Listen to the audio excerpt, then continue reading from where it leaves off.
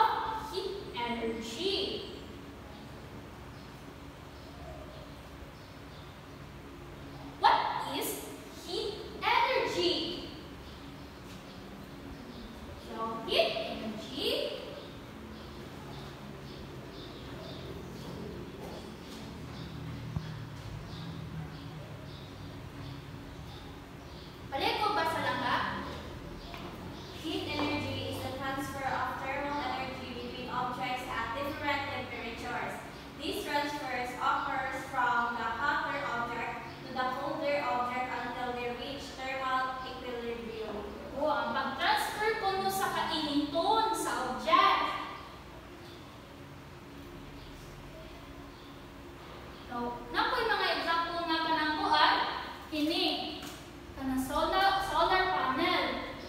Di ba dili tanan nga object na nagkuan og kuryente kay moinit siya. Ang solar panel kay nagkuan siya sa sun. Very good.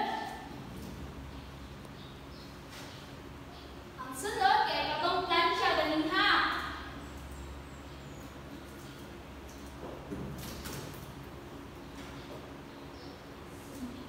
Ining candle, di ba? Mag-produce gyapon siya og heat energy. Kini kaila pa mo sa ni? Mo ni siya generator sa mga vehicles, magkuan siya init gihapon. No siya mga examples sa mga nag-produce siya og heat energy. So, naa siya kuan ang heat energy kuno na kabalo ba mo ang heat energy naa siya and heat energy transfer through the three primary process. First, conduction, convection, or radiation.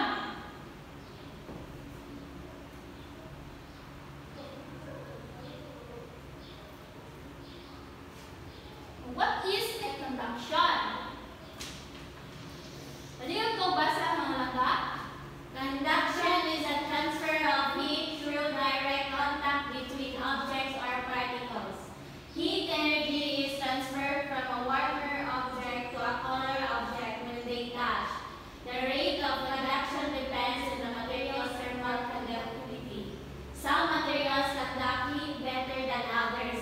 Metals are excellent conductors, while materials like wood or air are poor conductors, insulators. Okay, thank you very much. Kaya kung di ko na ko kaniya, kini ang init nga tubig, niya di ko na ko metal, mo na siya example sa conduction.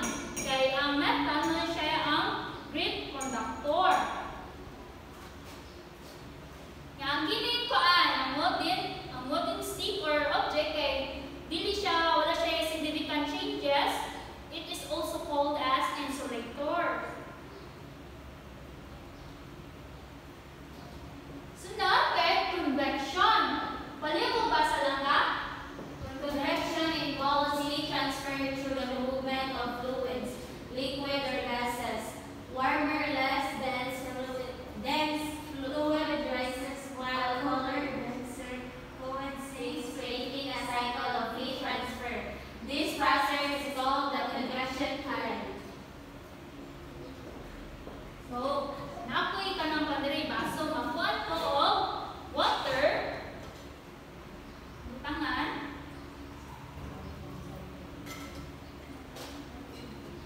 Yan, napo diri ka ng kuan powder.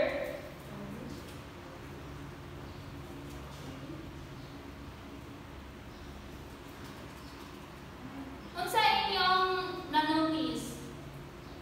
One, if hindi siya init ang kanang tubig teacher kaya ang powder ng kabilin sa babaw.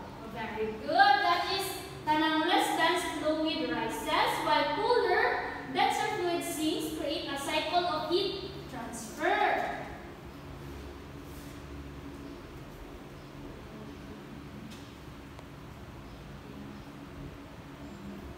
Radiation na siya. Pwede ko basa lang ka? Is the transfer of heat through electromagnetic waves requiring no medium, unlike conduction and convection. Radiation can travel through vacuum. Okay. So, si teacher, magkuhan siya. Ako lang magkuhan lang agad na kung saan niya mo. Tamukan ba? Kung sigaan ni teacher, kung anaw ni teacher, init. Mo na siya ang example sa kanang radiation.